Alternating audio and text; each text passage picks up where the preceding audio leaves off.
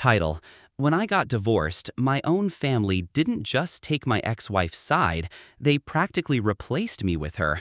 They invited her to Thanksgiving and told me, "You can come as long as you keep your mouth shut and don't pull one of your pathetic scenes." I said, "Don't worry, I'd rather eat with strangers than sit with traitors." 3 days later, I made one move that blew everything up. My cousin called me sobbing, "Everything's falling apart, help!" Start. They thought they'd broken me.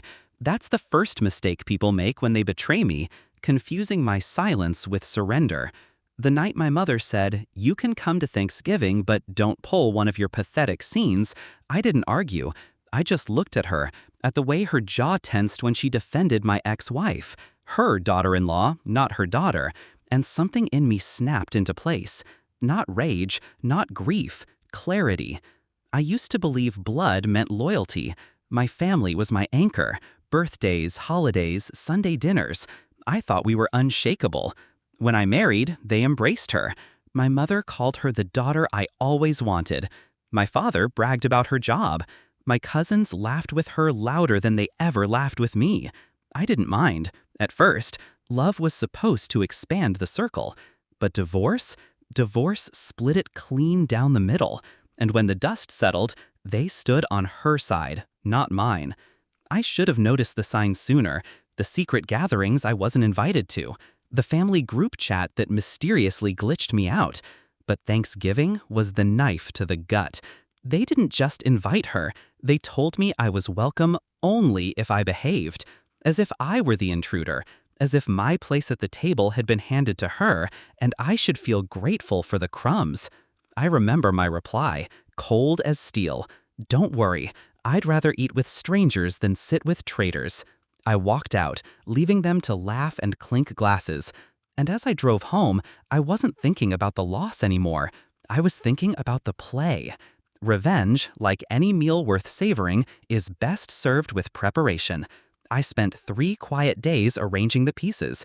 I had access to things they forgot I still controlled. My ex-wife and I had shared files, shared accounts. I'd built half the spreadsheets she used for her small business. She never changed the passwords, so I logged in, quietly. I saw her numbers, the business trips funded by credit cards, the double invoices, the tax evasion that would make the IRS salivate. Then I turned my gaze to my family.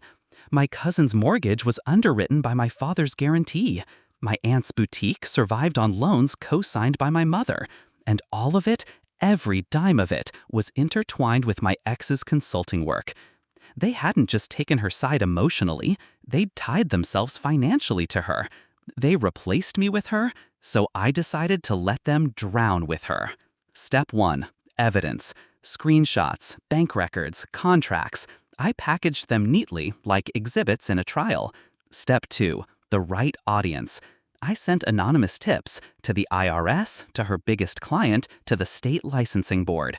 No noise, no flair, just clean, precise information dropped into the right inboxes. Step 3. The spark.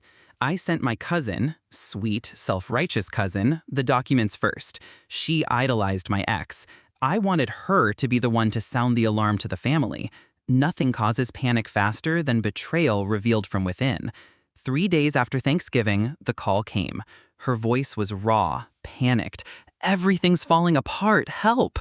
I let her sob while I sipped coffee. She told me the IRS froze accounts, clients backed out, my aunt's boutique was weeks from collapse, my parents' retirement fund, tangled in guarantees and debt, was at risk, and my ex, she was under investigation. I could almost hear the walls crumbling on their precious house of cards. They called a family meeting. I went. I walked in to find them pale, desperate. My ex wasn't there. She was too busy trying to lawyer up. But the rest, they were broken. My father spoke first. We need your help." For a moment, I just looked at them. My family, who had told me to sit down, shut up, and watch another woman take my place. Now they stared at me like I was their only lifeline. I leaned back in my chair, calm, silent, letting them feel the weight of what they'd lost.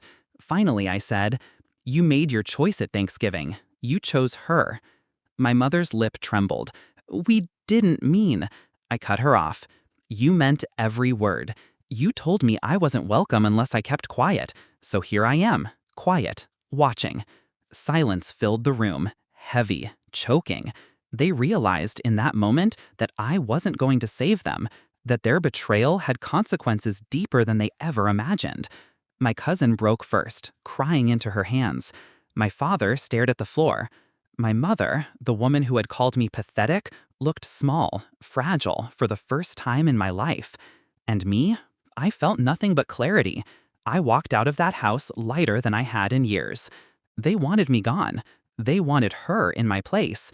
Now she was dragging them into the abyss with her, and I didn't have to lift a finger anymore. That's the beauty of revenge. You don't always have to destroy your enemies yourself. Sometimes you just open the door and let them burn each other alive. I drove past houses glowing with holiday lights, families gathering around tables, laughter spilling into the night. Mine would never look like that again. And I was fine with it, because I finally understood. Blood isn't loyalty, silence isn't weakness, and betrayal, once revealed, can never be undone. They chose her over me. I chose revenge.